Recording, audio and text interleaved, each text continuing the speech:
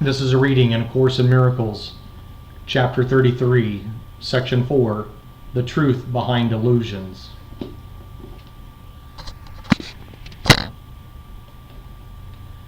You will attack what does not satisfy, and thus you will not see you made it up. You always fight illusions, for the truth behind them is so lovely and so still in loving gentleness. Were you aware of it, you would forget defensiveness entirely and rush to its embrace. The truth could never be attacked, and this you knew when you made idols. They were made that this might be forgotten. You attack but false ideas, and never truthful ones. All idols are the false ideas you made to fill the gap you think arose between yourself and what is true. And you attack them for the things you think they represent. What lies beyond them cannot be attacked. The wearying, dissatisfying gods you made are blown up children's toys. A child is frightened when a wooden head springs up as a closed box is opened suddenly, and when a soft and silent woolly bear begins to squeak as he takes hold of it. The rules he made for boxes and for bears have failed him and have broken his control of what surrounds him. And he is afraid because he thought the rules protected him. Now must he learn the boxes and the bears did not deceive him, broke no rules, nor mean his world is made chaotic and unsafe. He was mistaken. He misunderstood what made him safe and thought that it had left. The gap that is not there is filled with toys in countless forms, and each one seems to break the rules you set for it. It never was the thing you thought. It must appear to break your rules for safety, since the rules were wrong. But you are not endangered. You can laugh at popping heads and squeaking toys, as does the child who learns they are no threat to him. Yet while he likes to play with them, he still perceives them as obeying rules he made for his enjoyment. So there still are rules that they can seem to break and frighten him. Yet is he at the mercy of his toys? And can they represent a threat to him?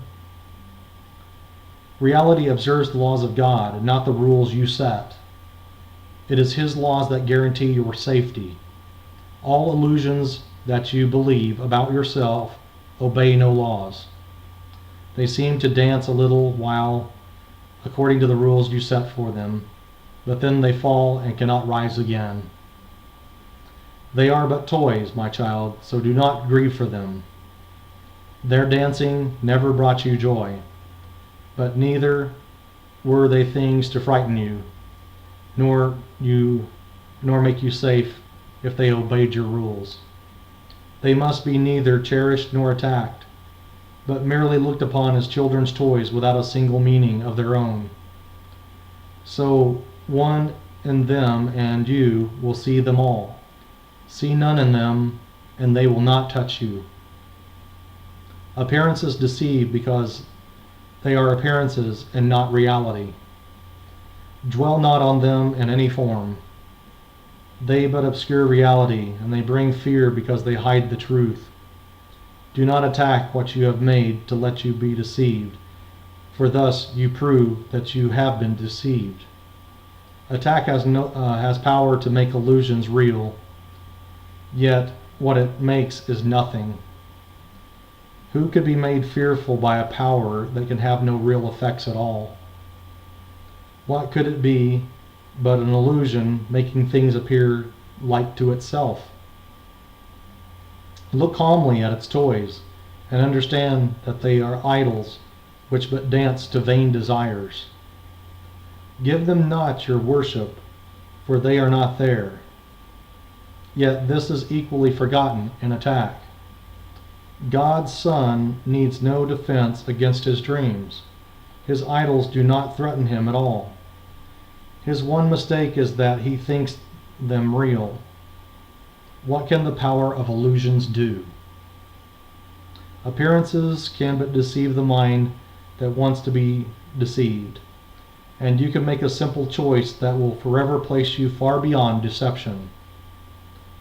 You need not concern yourself with how this will be done, for this you cannot understand. But you will understand that mighty changes have been quickly brought about when you decide one very simple thing: you do not want whatever you believe an idol gives. For thus the Son of God declares that he is free of idols, and thus is he free. Salvation is a paradox indeed. What could it be except a happy dream? It asks you but that you forgive all things that no one ever did, to overlook what is not true, what is not there, and to look upon the unreal as unreality. Again, it asks you but one, that you forgive all things that no one ever did, to overlook what is not there, and not to look upon the unreal as reality. You are but asked to let your will be done, and seek no longer for the things you do not want. And you are asked to let yourself be free of all the dreams of what you never were, and seek no more to substitute the strength of idle wishes for the will of God. Here does the dream of separation start to fade and disappear. For here the gap that is not there begins to be perceived without the toys of terror you made. No more than this is asked.